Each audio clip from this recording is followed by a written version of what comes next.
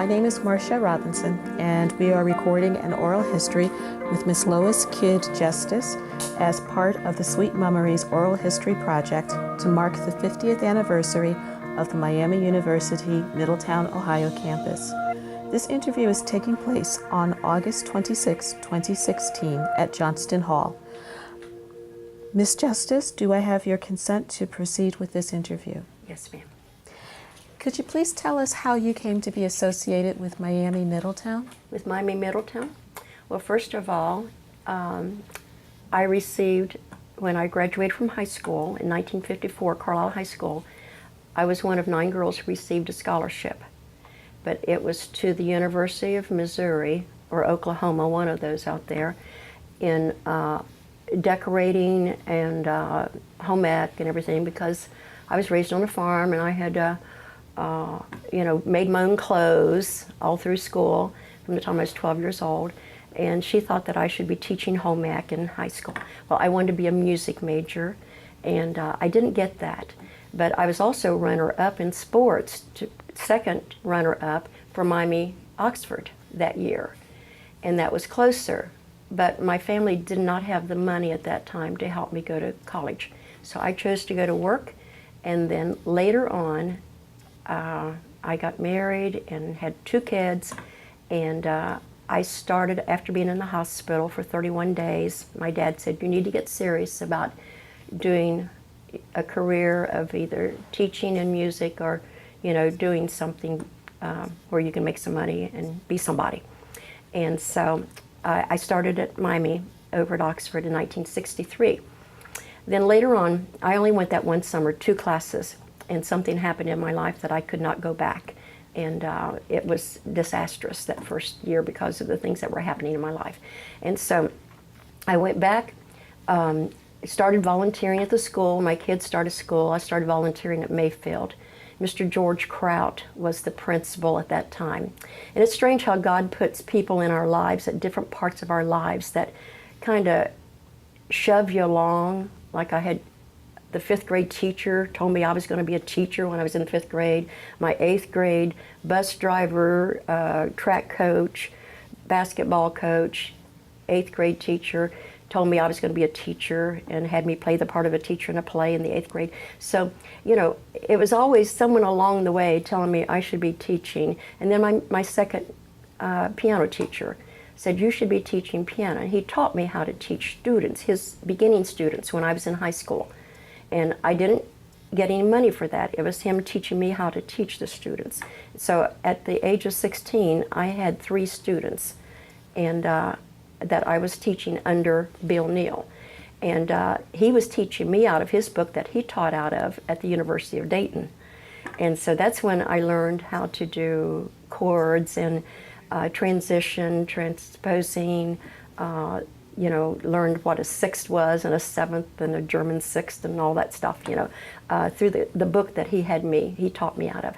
So when I was volunteering down at Mayfield School, Mr. Kraut called me and he said, Lois, he said, when you finish here in the cafeteria today, he said, would you stop by my office? I'd like to talk with you. And he said, Miami University opened up this fall, and past fall, and he said, you work so well with the kids, and it seemed like you enjoy it, and they enjoy being around you. You're making them feel special. And he asked me if I would consider going to college here. I said, oh, there's no way I can afford to go to college with our income. I was working part-time, and I was always home when the kids went to school and home when the kids got back home from school. He said, but you could teach and be teaching during the school day. And he said, why don't you just go over and get matriculated? Well, I had to go home and look up in the dictionary what matriculated meant. And so I went through and I thought, okay, and I prayed about it. I thought, how am I going to do it? And then Bill said, Lois, you taught under me. He said, I've got students I can't take. I don't want to take beginners. He said, anytime anyone calls me, he said, I'll just refer them to you. And so at $1 a lesson, I signed up. And I took 2 classes, I think the first term of January 1968. So that was my first experience here. And I had Mr. Phil Hines was the teacher of, it was an English class, but it was curriculum for English. And he was wonderful. He was younger than I was. I mean, I think he was only like 24 or something like that. I thought he was younger than I was. And he was a wonderful, he really cared about all of the students. And you ask one of the former ladies that spoke about, you know, the kind of students. When I was here, that second semester that they were open, there were probably 18 to 20 people my age within, give 2 or 3 years, that were married, had kids, and maybe had taken a class or two earlier in college, dropped off and had kids, like me, you know, and then, you know, decided to go ahead and come back here. And we were the non-traditional student here that didn't go straight to college from high school, but we knew that we wanted to teach. We'd been teaching, most of us had taught Sunday school in church for many years already. And I'd already been teaching Sunday school for like 10 years in church before I ever came here to teach. So that was my stomping ground to get started. And Mr. Kraut was very supportive all during those first 2 or 3 years. You got it in you, you keep on going, you know. And if I had enough money saved up, my husband told me I could not take it out of the budget. Well, I knew I couldn't because there was no money left over, you know. And so with the piano students, at $1 a lesson, if I had enough to pay for 2 classes, I took 2 classes. If I had enough saved for 3 classes, I took 3 classes. If I had enough for 4 classes, I took 4 classes. That was only like a couple of times. But I also then, at the funeral home, Baker Funeral Home, I was working part-time there, and I was playing the organ, and he would give me $10 extra every time I played the organ for a funeral. And Mr. Leffler, Homer Leffler at Homer Leffler Funeral Home, he said, Lois, anytime you're free, that Beanie Eggleston was his regular organist, he said that she can't be here. He said, you come. So I would get for $10 a wedding or $10 a funeral. That would help me along too, you know. And so that's how I paid for my classes here. How old were your children at the time? Lenny, when I started back here, it was in 1968. And I figured out the other night, Lenny was born in 1956. Today is his birthday. He's 60 years old today. Happy anniversary. I haven't had time to call him yet or text him yet. But anyway, so he would have been, figure that out, 12 years old when I started here. And Linda would have been 10, almost 10, not quite 10. He would have been 11, and she would have been 8. And they both, during the summertime, she turned 9 during July after I started here. But I went every summer that I was here. In the wintertime, in the fall, I went every summer. We carpooled. There were at least 4 or 5 of us. Clarice Russell was one I talked to Ruth about that I would like to come, but she's not able to come now. Okay. There was Helsinger. I can't call her first name right now, but I know it. She's passed away. She would have loved to come today and taught. Joyce Curran is in pretty much the last stages now of a lung disease, and she probably would have come too. So many of the ones that I went to school with here, to college with, are now deceased, or they're incapacitated to get out of the homes. I've reconnected with this lady sitting over here who was my second music. I took my music Professor 101 Parker. and 102 at the Oxford during the summertime over at Oxford. And we carpooled. There were, like I said, 4, 5, 6 of us. Jennifer,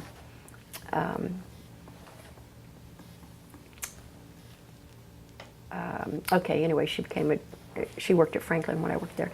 Anyway, she rode with us, and we studied together. We studied together as a group. We usually took a lot of the same classes together, and we would study together as a group to help each other out during that time. Because most of them had children. Now, Jennifer didn't, but at that time, but all the others had children. And so that's how I got connected to here. In some of the early correspondence about creating a campus here out of the high school program that was mostly evening classes and opening up a campus, making courses available during the daytime to women was one of the arguments. It sounds like this was very valid. That was very successful because they were driving from two that I knew of drove from the Eaton and Gratis area in and took classes here.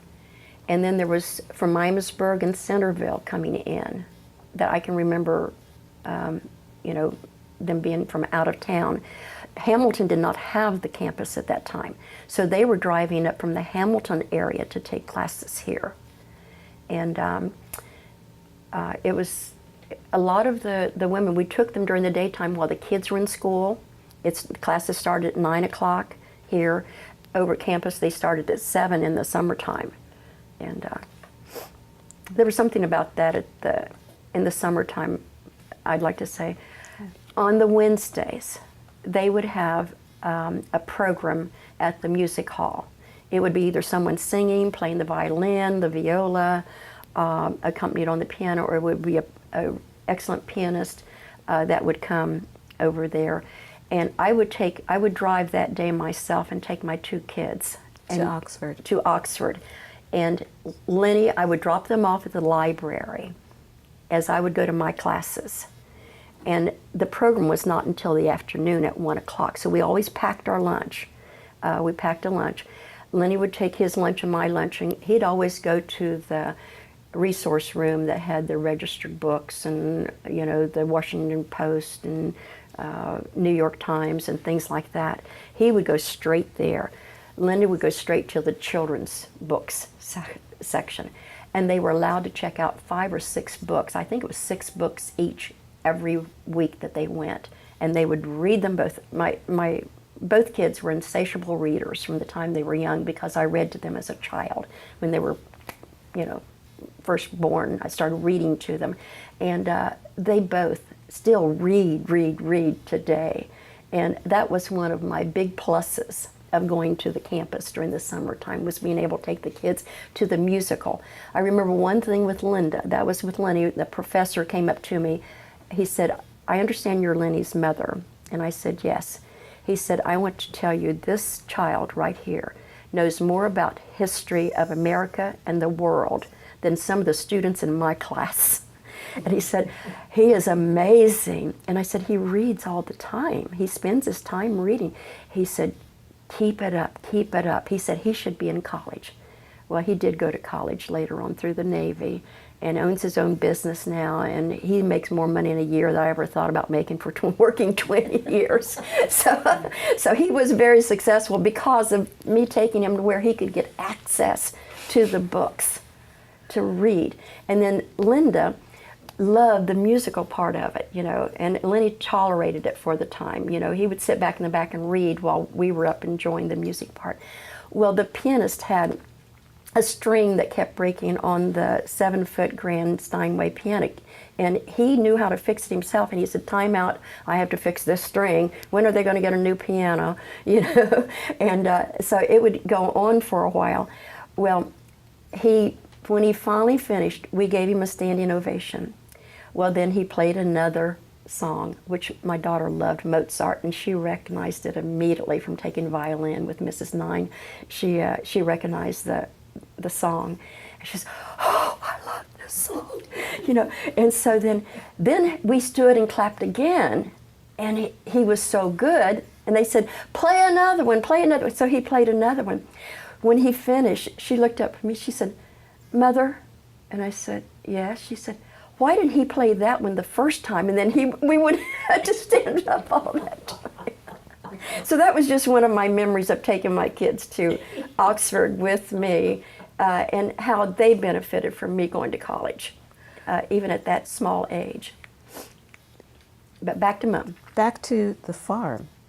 The farm. Yes. So did anyone in your family before you get to go to college? Oh, yes. Can you tell us? My family was a family of teachers, lawyers, and business people, and farm people, depending on the side of the family that you were on. And my mother was raised on a 320-acre farm. In fact, I'm going there Sunday for Causey Ridge for the family reunion, the Smallwood reunion. And one of her uncles was a teacher here in Middletown back in the early, I think it was 1919. He's buried at Woodside Cemetery. And I saw his name there, and I thought, Mother, is he related to you? Yeah, that was my uncle. And he taught here at Middletown City Schools. And during that late time of, I think 1819 up to about 1927 or something like that, he died. And and my dad's mother, older sister, Aunt Amanda, was my dad's first grade, second grade, third grade teacher in a little country school that they had to walk 3 miles to get to. She had to walk. At the end of the third grade, she was marrying Uncle Sam, and women were not allowed to be teachers. They had to go early to the school to get the switches ready for the bad boys, like my dad, who got switched almost every day for not sitting still. My dad was very, very smart and very learned, and when he got done, he wanted to be doing something else, So he said, I think my aunt, his older sister, I'm sorry, he says, my aunt Amanda, and she taught for those 3 years there. She might have taught longer than that, but taught him in first, second, third grade. And we have lots of people on both sides of the family that are teachers. So that's why it's such a difference for you to go to school with children when your aunt had to stop working once she got married. My dad knew that if Aunt Amanda, his older sister, could teach back in those days, that I could do too. My sister went to Anderson College, and she dropped out after a year and a half, married, had 5 kids, went back to Anderson College before it was Anderson University, graduated cum laude. She went to Ball State and taught there an English class while she was going to Ball State, getting her master's, and then she ended up getting her doctorates at Ball State and traveled to England and Scotland to get information that she needed with the vicar of the church that had a large library there on Jonathan Swift, which she did her dissertation on. And it was 700 and some pages when she finished it. And her doctor said, you need to break this down to about half the size. So she has another book then that's 300 and some pages long. That is a short version of the 700 page on Jonathan Swift. So, and she got to travel a lot to Pennsylvania and Minnesota to study with other men that had collections of Jonathan Swift before she ever went to England. That's how she got to go to England and get connected to the vicar there. Okay. So, yeah. What was the impact on you going to school, paying your way, on the people in your family born after you? Well, my younger brother didn't go to school, but then he went to a trade school. And then my younger sister, as soon as she graduated, she loved to do hair. She started doing, my dad did my hair till I was 14. And then my cousin did it because he didn't know what a page boy was. And our cousin just passed away at 104 and a half years old, Florence Selby. Many people here in Middletown would have known her. And she worked with her sister at the Powder Puff down just the second door up from the Paramount Theater on Broad Street. And she just passed away this summer. And so anyway, she did my hair until my sister graduated from high school. And Daddy put her in training school to be a beautician. She not only got her degree in a beautician, she always wanted to be a nurse. She went back to Cincinnati State in Cincinnati, not Middletown, and got her degree in LPN. And she's worked 30-some years doing that. In fact, for the last year and a half, she took care of our cousin Florence in her house because she had her degree, and we got tired of the sores that she got in the nursing home. And we took her out with permission of her 2 children, and my sister took wonderful care of her till she did. So all of my siblings, all 4 of us, ended up going to some advanced schooling after we graduated from high school. It was expected of us. Okay. I expected of my kids too. Now, we've talked about your children, nieces, nephews. Yes, I had 2 nephews, Rodney Jr. went to Miami, was working on, and he graduated while I was still going here. He graduated from Miami with a music degree. He went back later and got, I know he took classes, I think he got his master's in business management. He was working in Mercy Hospital in the office. And he got it, I think it was in office management or business management. I'm not clear on that. But I know he graduated. You mentioned your nieces. I have 2 nieces. There's probably more than that, but the ones that attended here, you know. Dacne attended here, I think it was 1996, was it, or 95 or 96, something like that. And then she got a 2-year degree. Then later on she started working for a large company, and they wanted her to move up to the human resources, and she needed to have some more classes, so she went to VOA and took, I think it was 26 hours or something like that in just human resources class. And that's why she couldn't be here this morning. She is teaching an orientation for 22 new hirees. But we are expecting an interview from her Yes, later. you are expecting an interview from her. But she came with me one night to one of the meetings that we had here with the alumni. And we came alone, just the 2 of us, and we sat and talked and caught up, and we're very close. And then her younger sister, this is my sister that had her 2 degrees after she graduated, the hair and the LPN. This is her oldest daughter and her youngest daughter. Her youngest daughter came here, and she graduated, I forget if it was 2008 the first time, in 2010. She has 2 2-year degrees from here. And she runs an office down in the northern part of Cincinnati. Okay. Are there any student organizations that you participated in, or any special events that you fondly remember? Sometimes I was like a hostess to help people find their seats.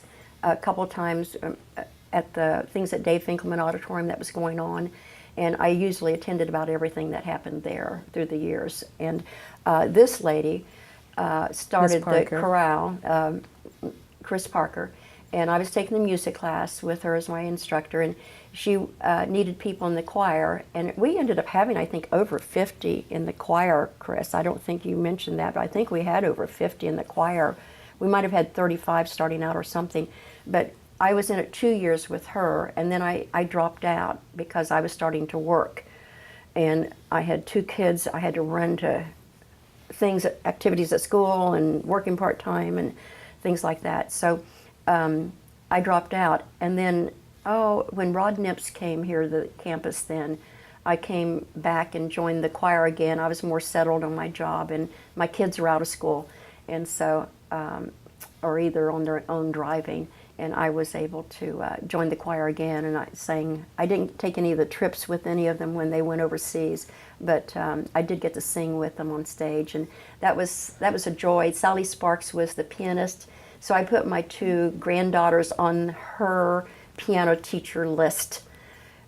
When my daughter was pregnant, 6 months pregnant with Brandy, I saw Sally, and I said, "Sally, I want to put my granddaughter on your list." And she said, "How old is she?"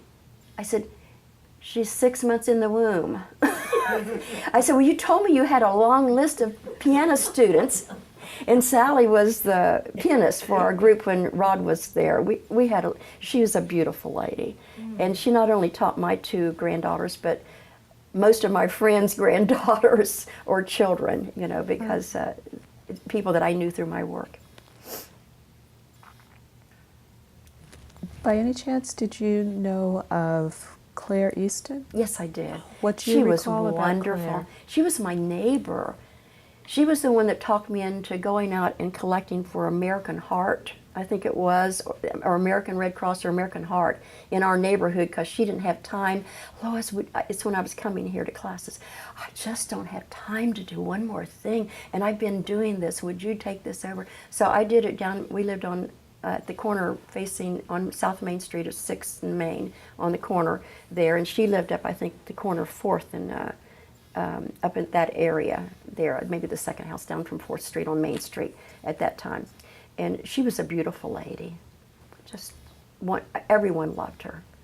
She did a lot for the campus. Can you give us some details or an example of just what's so special about her?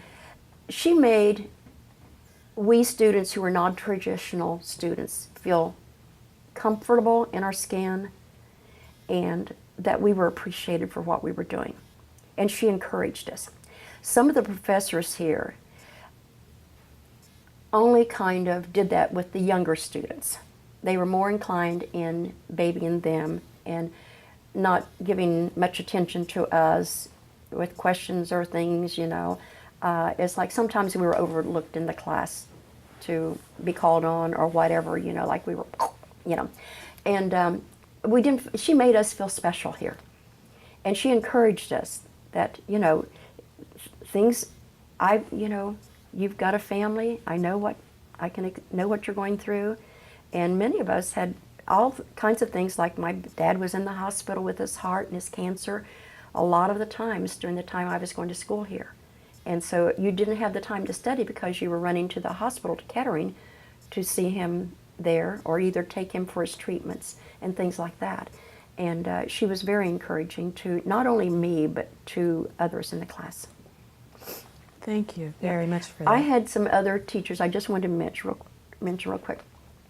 There was a Dr. Johnson and a Dr. Johnston. And in my mind, I'm not clear which one was which, but one taught creative writing. I think that was Johnston, but I'm not sure. He came from Oxford to teach that class. He was outstanding. And the other one, I think, was Mr. Johnson, and I think it was Dr. Johnson. He taught the language arts class for elementary school. And he was outstanding. He really ingrained in us what was important when teaching kids language arts, and he was very good. Mrs. Terhune had traveled with her husband. I think he was an ambassador to a couple of countries. She taught a class on the, I think it was civilization of Africa and Asia. Now, I didn't get to go to her house when she had the dinner for the African dinner, but I got to go when she had the Asian dinner. And she prepared and had us help prepare food from Taiwan, Korea, Vietnam, China, and Japan. And she had food prepared that she prepared some ahead of time, and then we had to help, and we had to help set the tables and the chopsticks and, you know, things like that. I'll never forget finally taking the taste of the red cabbage. Oh my gosh. It burnt you all the way down. The red cabbage. Did you get to go to her house, Chris, for one of those? Many times. Oh my gosh. I'm telling you, it burnt you all the way down. Yeah. I never tasted it again. Thanks. She was wonderful. She was a wonderful instructor. She brought those countries alive to you when she taught. And then Chris encouraged me with my music. Although she did not give me a good grade because, but I loved her anyway. But Chris and I reconnected. How we reconnected through the years was when Mr. Combo Piano came to town. His wife they put an article in the paper that they were looking for young ladies and young men to be in the choir for Hansel and Gretel. And my granddaughter said, I want to do that, I want to do that. And so she went down and had her interview and had her audition, and she was chosen to be, but it was in Hansel and Gretel, but because she was the tallest one in the group and they were short on boys, they made her play the part of a boy. And Brandy did not like that at all. I still have her programs from that with her name in it. She'll get them one of these days when she appreciates it like I do. And I still have her program from being in Carmen. And I still have, now she was allowed to be a girl in Carmen, and she was allowed to be a girl in Tosca. And she was in Tosca. And those two people, what they brought to Middletown was just fantastic for not only just the city, but the university, getting the people involved here, and getting people in the community involved that I would have never gone. It was, I mean, they reached out to the people in the community, and they really cared. And it was a shame that the accident that night that, you know, took her and then him eventually going to Richmond, because, and we drove to see Brandy in those same productions they did here in Middletown at the Sword Theater. We drove that, like Chris said, we drove to Richmond because she was one of the leaders. Mrs. Combo piano, and Chris and Helen Stevens Gleason helped out too. That's a familiar name with Mom here. Beautiful singer, beautiful lady, beautiful teacher, outstanding teacher. One of my best friends taught with her at Hunter School, and so they helped with the kids with choir and corral them and help them stay where they were supposed to be and be prepared to go on stage and get dressed and all that good stuff, you know. And we would drive over there and see the same productions on that smaller, much smaller stage. It seemed like to me, you know, as Middletown. What happened after graduation for you? After graduation, all the girls in my class were getting married. It was the thing to do back in 1954, get married and have kids. And I was one of the last ones to get married in my class. I really was. Most of them were, and I didn't get married until October the 15th, my birthday of 1955. So it was a year and 4 months, but all but about 2 of the girls in my class were already married. And I thought, and so I married, and I had 2 wonderful kids, and they were just, I can't say enough about my 2 children that I'm so proud of. Are you, as an alum, have you been active in the Middletown community? I've been active in the community, but not in the alumni. Most of those people are people that went to Oxford and some of the other people in town. I went to a couple of the meetings. I attended some of the meetings. But I've been very active in town. I was a pianist at Yankee Road First Church of God for 31 years. And, well, it was longer than that because I played when I was a teenager in high school and then was asked to go to another church because they needed a pianist. And I did that and then went back. And then currently, I've been directing the choir since 2012, March of 2012, at the Senior Citizen, the Middletown Area Senior Citizens Building, but it's now the Central Connection. And it's called we're called the Golden Notes. And I direct from the piano. And we meet every Thursday and sing for an hour, prepare our program, and we give a program on the second Wednesday of each month at 12 o'clock noon.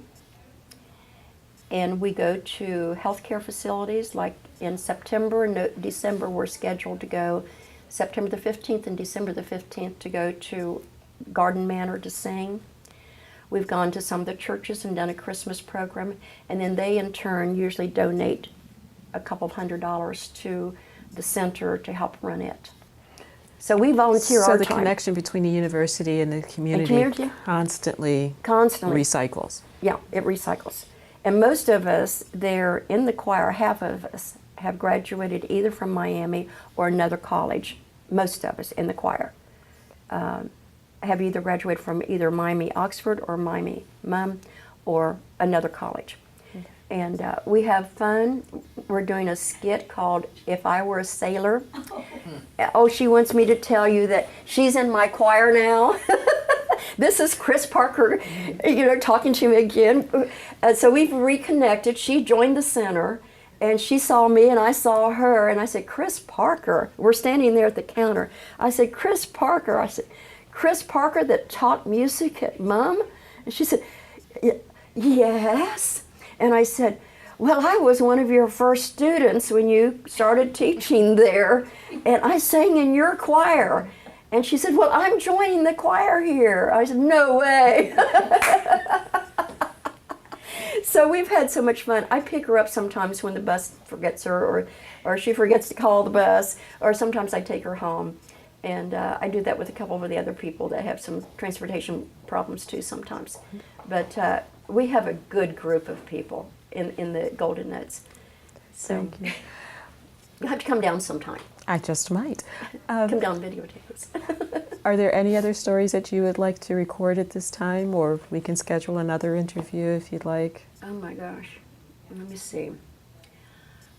Oh, Mum. Well, I love, the concerts I loved the most was Rod Nips and the other piano. They had two Steinways on stage, and Jeff Smith playing the keyboards, the guy from Dayton, the jazzy guy, Buddy, help me with the last name. Anyway, they were fat, and then there'd be a couple guys from Oxford that were trumpet player, maybe trombone, and Mama Jazz was there sometimes. Rod would introduce Mama Jazz, who was just an amazing person. I listened to her when I was coming to MUM. One of my part-time jobs before I started student teaching was I worked for John Stahls as a co-manager of the Stahls Music in Hamilton. And that's how I got to be a substitute teacher at St. Anne's. There were two nuns that came in every Saturday and would go through the music and ask me for ideas about I was getting from college about kids, what they would do in music for kids at their school. And then they said, well, why don't you come and sub for us? And I said, well, I only have 2 years in. And, well, you can sub for us for that, you know. Well, we paid $20 a day. Well, the local schools were only paying $14, $16, $18. So I thought, well, if I can drive here and work for John during the week, you know, on the days, on Saturday sometimes, I could sub there. So I subbed 2 years at St. Anne's through those ladies, and they got information from MUM, from me, about what we were doing in education and what we were doing so therefore, you know, again, it's transferring knowledge in the community. And then back again, then Carlisle, we sold our house in 30 days in Middletown, and we had to move within 30 days. I'm taking classes here at the same time. And you got to pack up and get a mover and move to a little crappy house in Chautauqua that you had to stay in until your house was being built, which took 16 months because of the rain, the damage and the snow and everything that winter. And I subbed some at Carlisle and still drove to St. Anne's, and I subbed at Carlisle, made for 2 years. And then I was hired at Franklin City Schools. The first special ed class, my youngest in the class, I did my student teaching there at Penny Roll School in Franklin City Schools. And they hired me before I retired. And I had the first class at the junior high school level. So the youngest in the class was 12. The oldest one in the class was 18 at the time. And I had junior high and high school age kids both. And that was the first junior high school class. Then 2 years later, we opened up a high school class then, because they were kind of one of the slower schools in getting special ed classes going. And then I taught there for 8 years. And then my supervisor from the county came over and visited with me one day and said, well, first, back when I was first subbing at Carlisle, the supervisor came to me, Tom Neal from the county office came to, and he said, Lois, he said, you subbed in the special education class for 5 weeks when one of the teachers was out sick. He said, why don't you switch to special ed from elementary ed? And I said, well, I'm almost finished. I was almost finished with my elementary ed. And I'd taken a couple of extra music classes. And he said, but you did so well with those kids. And so I talked with them, but at that time, most of the special ed classes were being offered at Hamilton. They had opened up. And I had to drive to Hamilton to get those classes. And then, but there were a few that was here. This was mostly my basic classes, you know. And then later on, after I taught in Franklin for 8 years, Tom Neal came back again and said, we're going to have an opening. The other guy was leaving, going to another county. He said, we want you to come and take his job as work study coordinator. And so through that, I went to the county office, and then I got matriculated by taking workshops, free auditing classes through UC and the CERC, a Special Educational Resource Center in Cincinnati, and taking classes there. I was able to audit 2 or 3 classes a year and then Connie came to me, the guidance counselor, and she said, "We want to get you matriculated." I said, "Oh, I've heard that word before." Matriculated into supervision. And so she had me meet Dr. Zamanek, the head of the special ed department at UC. And I met with him and another professor. And so I got matriculated. And I finished, he sent me a copy of the Federal Register the year after I graduated with my master's. And my name was in there, one of 25 women in the United States of America that got their degree in supervision and administration of special ed. And he highlighted my name and circled one of 25 women in the United States. And that would be probably the 1981 or 82. I've got a copy of it at home. 1981 or 82. And there's something about that gave me a confidence in myself. I did my internship at Children's Psychiatric Center, which that was when autism was just getting started. And Ed Requart was the first teacher that introduced our class. And he said, "I want you to put your pencils down. I want you to put your papers down. I want you to look at me and listen to me. I don't want you to take any notes." And he said, "We're going to talk about autism today and the autistic child." And he was tutoring a child at that time, the first one that they had identified in the Cincinnati area. And he said, "I want you to listen to me." There were 3 of us that paid attention. Some went to sleep, dozed off, went to sleep. Some put their heads down. Some talked. He would stop them. He said, "I want you to listen to me." And at the end of the time, he said, "Bob Phelps, I want you to wait till after the class. Jim Lynch, I want you to wait till after class. Lois Jestice, I want you to wait after class." And I thought, what did I do? I was taking it. We were the only 3 that could answer any of the questions that he asked us at the end of his 45-minute talk about autism. We were the only 3 in the class that could answer any questions. And he said, "We have an opening." I think it was Elm. I forget the name of the facility where they would put some special ed kids for behavioral problems, and beach something. Anyway, that's where I think one of the 2 men went there. One went to CCDD, and I went to Children's Psychiatric Center, and that's where I did my internship. I had to be there at 6:30 in the morning to have the 3 gates opened by 7 o'clock for the staff to come in, and the children would come in at 7:30, the ones that didn't live there, and would come in. Then I was there the whole 8 weeks. I would leave at 6:30 and lock up the 3 gates. Okay. And under the principal that was there, and Ed Requart was there on every Friday to meet with me and talk about how my week was going. I was ready to pull my hair at the end of the time with some of the cases that I had to deal with. You can only you imagine the worst things that you see in the paper today.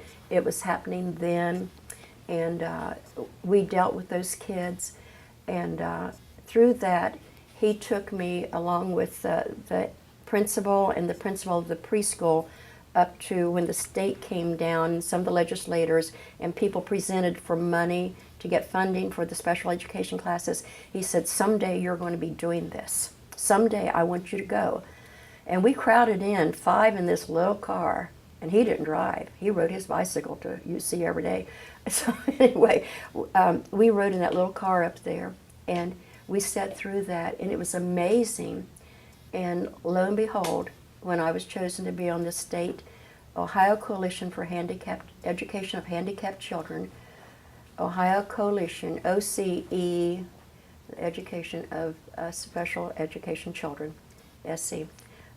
Margaret Burley was the one that started it, and I served on that board for 21 years, driving to Columbus 11 months out of the year, every month, getting feedback of what's new coming down from not only the colleges, but what's new coming down from the representatives and senators, in funding and things like that. 3 times I was given the privilege of testifying before legislators. I finished a class at 7 o'clock one night at UC. Jim and Bob finished the class that night at UC that we were taking. It was a new class. I think it was when SBH came out, or autism or something like that. It was something we had to take. And we drove in a lightning thunderstorm all the way. We walked to our cars, got in the cars, drove there separately because we all lived in different places and within 45 miles of UC. We drove to the UD Arena, and there were, I think, 9 or 11, it was an odd number, 9 or 11 representatives and senators from the state of Ohio sitting there that had connection to southwestern part of Ohio, those counties. It took in about, I think about 12 counties that they represented. And they were there. And we get out of the car, the lightning is flying. I had 2 to 3 inch heels on. We only wore dresses back in those days. I never wore slacks like I have on today.